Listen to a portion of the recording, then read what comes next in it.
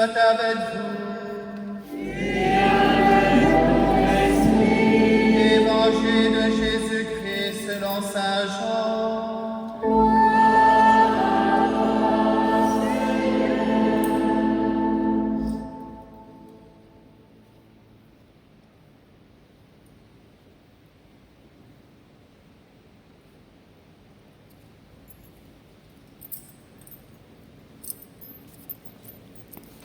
En ce temps-là, Jésus disait à Nicodème, « Nul n'est monté au ciel sinon celui qui est descendu du ciel, le Fils de l'homme.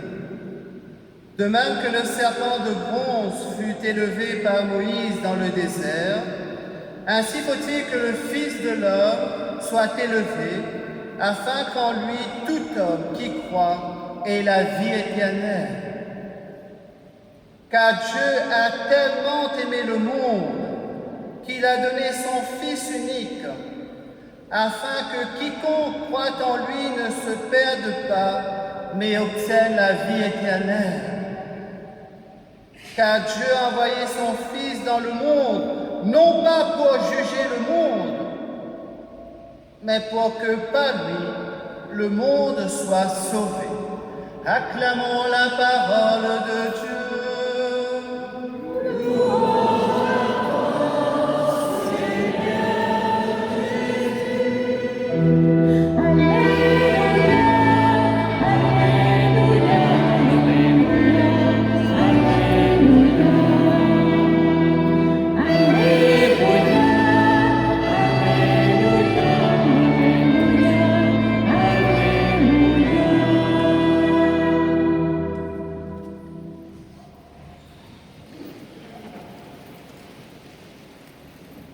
Chers amis de Jésus, belle fête de la croix glorieuse à chacun de vous.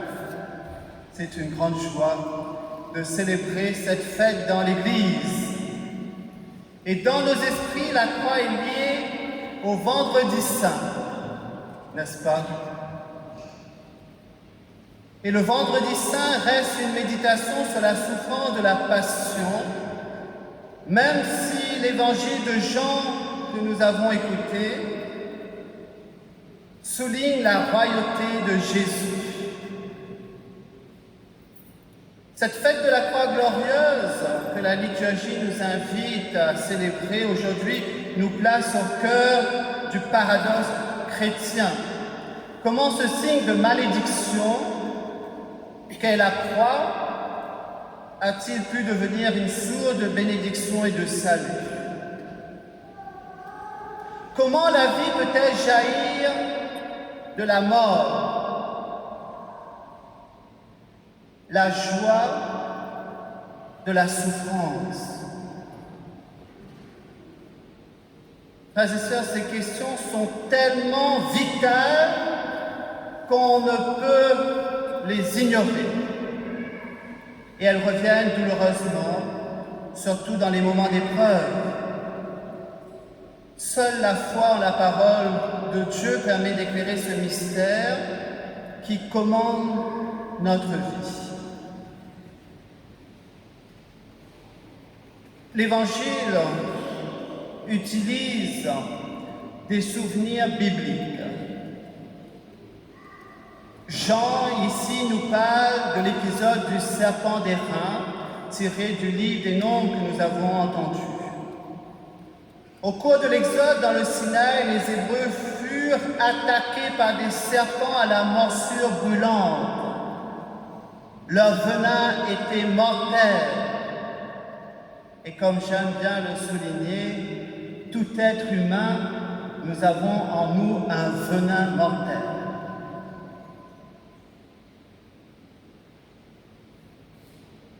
Ce venin, c'est notre langue. Cette bouche, cette langue par laquelle je peux bénir ou maudire. Pensez-y.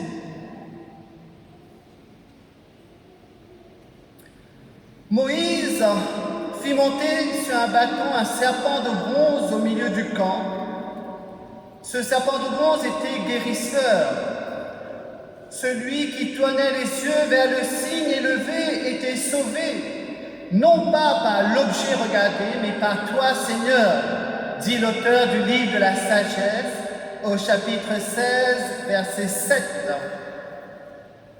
Nous voyons que selon cette interprétation du livre de la sagesse, il ne s'agit pas d'un geste magique et comme automatique, malgré les apparences.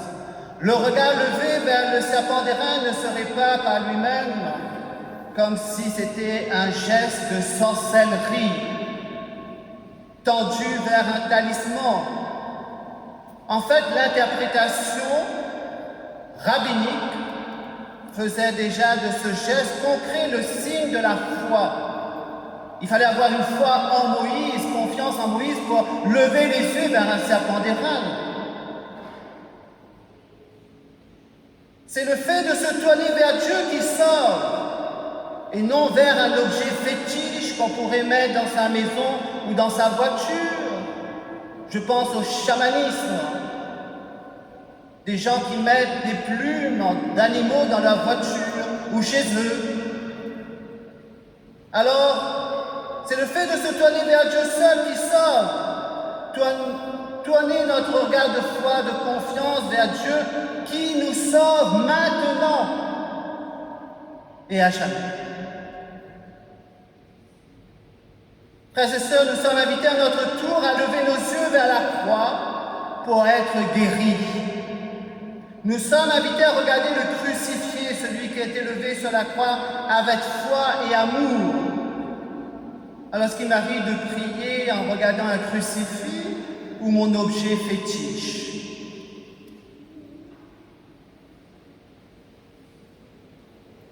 Si Jean, le disciple bien-aimé, que Jésus aimait, choisit le mot élevé très volontairement pour dire à la fois que Jésus est physiquement élevé dans la gloire de la croix. Jean utilisera résurrection et l'ascension dans le chapitre 8, verset 28. Jésus leur déclara, « Quand vous aurez levé le Fils de l'homme, alors vous comprendrez que moi, je suis. » Et dans le chapitre 12, versets 32 à 34, que vous irez lire à la maison, Jésus qui dit, « Et moi, quand j'aurai été élevé de terre, j'attirerai à moi tous les hommes. » Jean était le seul apôtre à la croix, au pied de la croix. Pour lui, la croix et la Pâque sont le même mystère, exprimé dans ce mot unique, Jésus a été élevé de terre. Pour lui, crucifié équivaut à exalter. C'est pour ça que nous disons l'exaltation de la croix glorieuse. Pour Jean, l'ascension, l'élévation de Jésus commence le vendredi saint. Pâques ne vient pas effacer la croix, comme si celle-ci était mauvaise. Pâques vient dire que la croix était la gloire de Dieu, car Dieu a exalté son Fils en le ressuscitant. C'était le projet de Dieu le Père, de toute éternité. Il nous est donc proposé, frères et sœurs, à nous aujourd'hui de lever les yeux vers celui qui a été levé. Un grec cultivé ne pouvait voir dans la croix de Jésus qu'une folie barbare. Un citoyen romain n'y voyait que le supplice des esclaves. Un juif croyant n'y voyait qu'une malédiction divine. Et nous, que voyons-nous?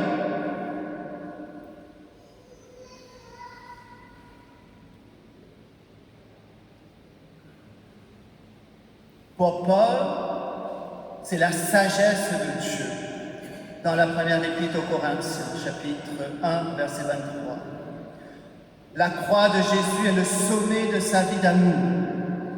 Amour du Fils pour son Père et amour du frère universel pour ses frères et sœurs pécheurs.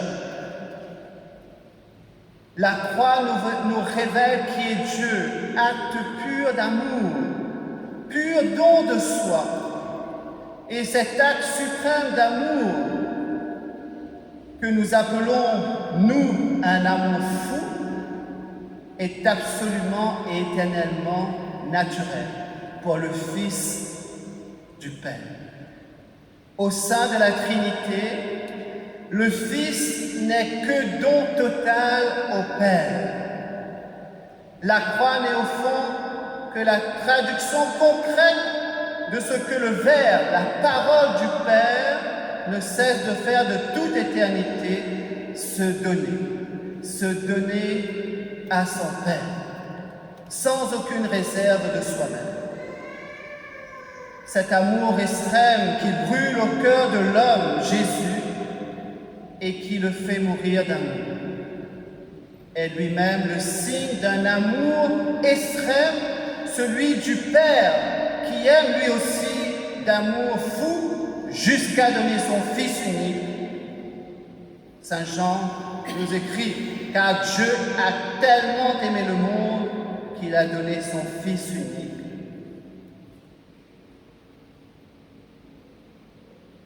Frères et sœurs, ici est dévoilé le paradoxe de la croix. Signe d'ignominie, elle devient signe de victoire. Ce monde où règne le mal, la violence, la mort, l'absurde, devient dans la foi un monde aimé par Dieu, aimé d'un amour inconditionnel par Dieu. La croix dressée à Jérusalem est au centre de toute vie chrétienne. Ne cesse pas de nous clamer que même l'absurde peut ne pas être absurde dans la lumière obscure de Dieu. Si nous adoptons la façon de voir de Dieu, nos souffrances peuvent changer de signe. De négatives, elles peuvent devenir positives en Jésus, en les offrant dans un acte d'amour pour la conversion des pécheurs, la conversion de vos enfants, de vos petits-enfants, de vos arrière-petits-enfants, de mon voisin qui me casse les pieds, de mon collègue de travail, que chaque matin je dois supporter. Si j'offre ma souffrance pour cette intention, si j'offre ma souffrance pour les vocations religieuses et sacerdotales, nous n'aurons plus à nous plaindre qu'il manque des prêtres, des religieuses et des religieux.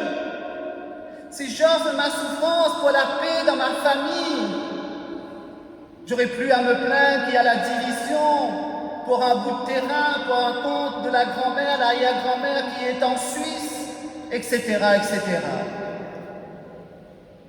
Frères et sœurs, je vais vous donner un petit exemple. Moi, j'aime pas aller chez le dentiste. Je ne sais pas pour vous, mais moi, j'aime pas du tout aller chez le dentiste. J'ai une horreur d'aller chez le dentiste. Je ne sais pas s'il y a des dentistes ici, mais en tout cas, c'est un très beau métier. Merci pour ce que vous faites. Mais quand je suis sur la table du dentiste qui est en train de prendre son appareil et que ça me fait mal, je dis, Jésus, je t'offre cela pour la conversion de mon frère, de mes frères et sœurs. Profitons-en de ces petites souffrances pour les offrir avec amour et foi à Jésus. Quand vous avez des douleurs de migraine, d'arthrose, etc., offrez-les et s'appeler à Jésus. Faisons de nos souffrances, nos petites souffrances, des actes pour transformer ce signe négatif en positif. Adopter le regard de Dieu, c'est pas facile, c'est pas commode, mais c'est croire. La foi nous donne un regard nouveau sur tout, en particulier sur le péché, le mal, la violence, la haine, la mort. Ce monde qui nous paraît parfois si mal fait, avec ses haines, ses violences, ses oppressions, ses égoïsmes, Dieu l'aime. Dieu a tellement aimé le monde, nous dit Saint Jean. Non pas qu'il aime le mal,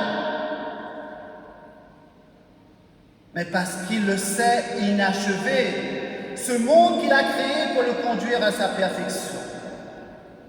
Mais aucun raisonnement rationnel ne nous conduit à cette conclusion.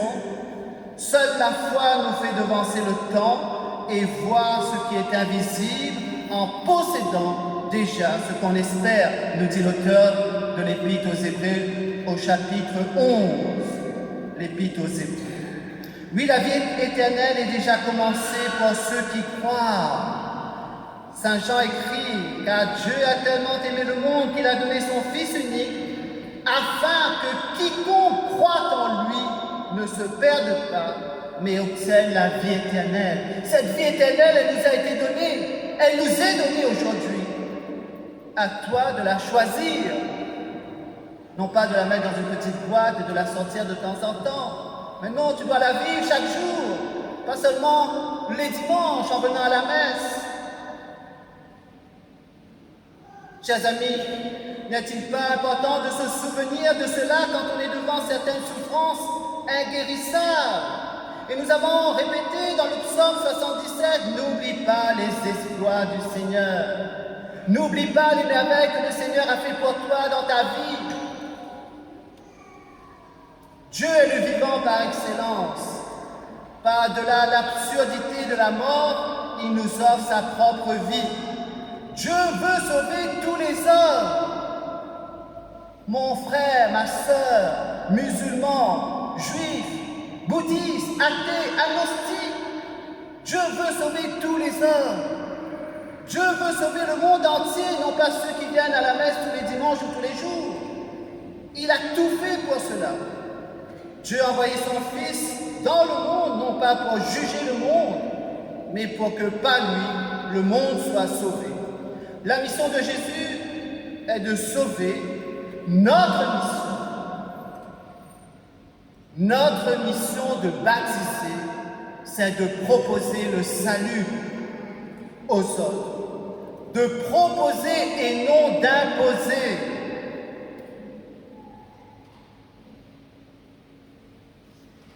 Nous ne sommes pas des sauveurs. Le monde est déjà sauvé. Nous avons à proposer le salut. Il n'y a qu'un seul sauveur, Jésus-Christ. Sa croix en est le signe victorieux, glorieux, car l'amour vaincra toujours. La croix est notre trésor. Alors répétons après moi, gloire à toi Jésus Sauveur, par ta croix, tu nous donnes la vie. Gloire à toi Jésus Sauveur, ta croix nous donne la vie. Gloire à toi Jésus Sauveur, ta croix nous donne la vie. Gloire à toi Jésus Sauveur, ta croix nous donne la vie. Amen.